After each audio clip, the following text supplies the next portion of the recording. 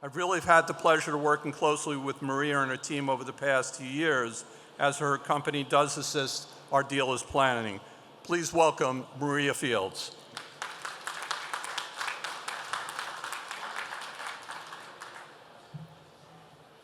Hi, everybody. Thank you, Mark. It's been a pleasure to work with you and the association.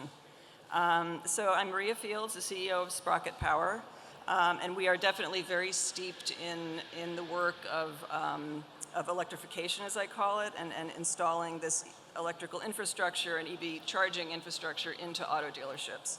And as I often say to the dealerships we work with, putting EV chargers in your, I'm less tall. There we go. Okay.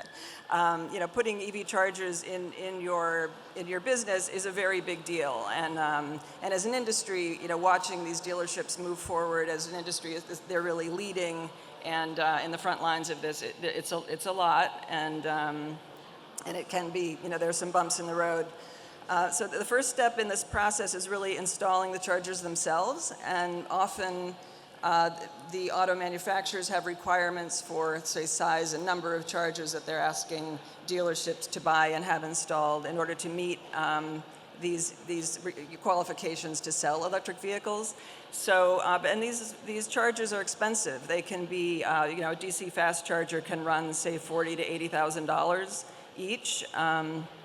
And most of the time, you're installing several of those and several of the smaller level 2 chargers. So all in, this can cost $100,000 to as much as $500,000 just for the purchase of the equipment. And so, this is a big purchase, a new kind of technology. It takes some thought to make that decision, and we would definitely help with that.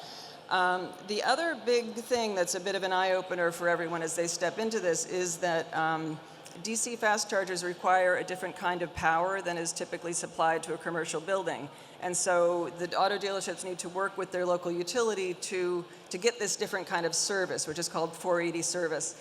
So, and that's a big deal. So you're putting in a different kind of electrical service, but also expanding significantly, because the amount of power that a number of electric vehicle chargers will pull from the grid is very significant. So there's a whole capacity build out that has to happen.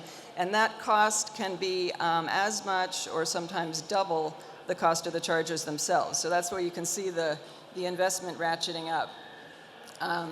And I heard a utility spokesperson talking the other day, and they were saying at the end of this process, a typical auto dealership will pull as much power from the grid as a small hospital, just to give you a sense of the magnitude of this.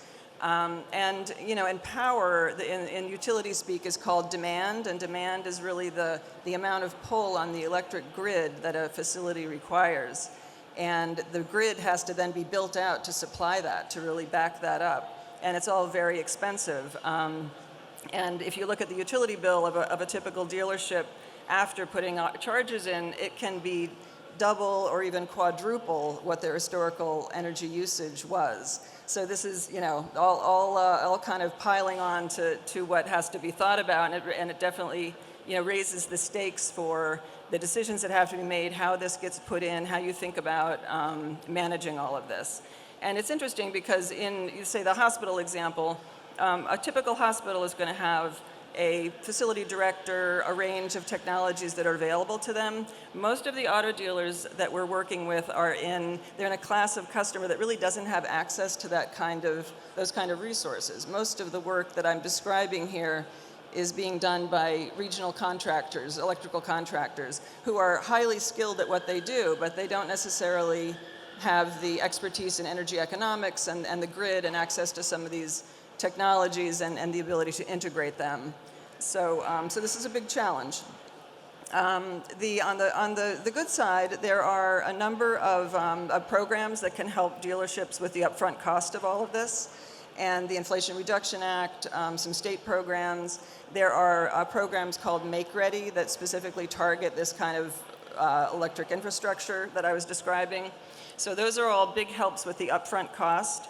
And when it comes to this, the ongoing energy bills and electric costs that dealerships are going to incur, It's also, there are a range of technologies available that can really help with that. And that can start with charge management and the ability to coordinate and manage the electric use of a number of chargers. It can also expand to solar, battery storage, and even an overlay of a management system that is called a microgrid. So those kinds of resources and tools can be installed to great advantage at these dealerships. And the economics of that are very positive.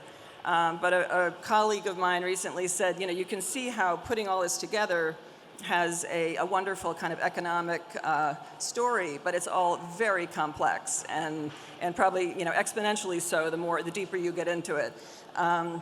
And that is absolutely true. And I think one of the interesting things being in New York that's the case the question had come up just of the whole energy system and how will we build this out in order to supply the amount of energy that all of what we're talking about is going to take. And it's interesting because that build out can happen in smarter ways or less smart ways.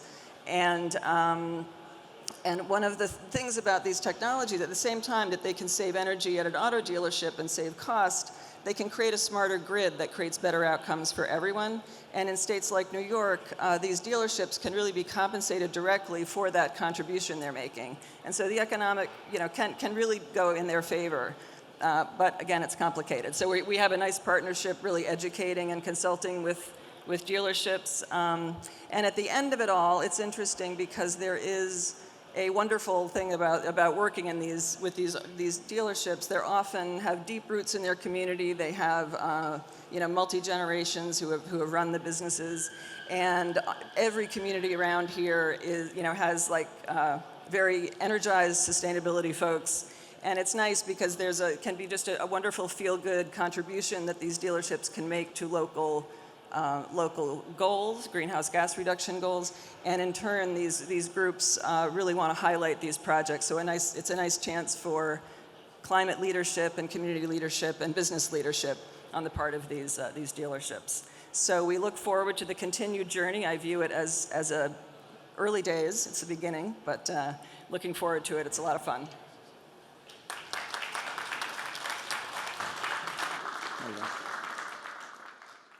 Thank you, Maria.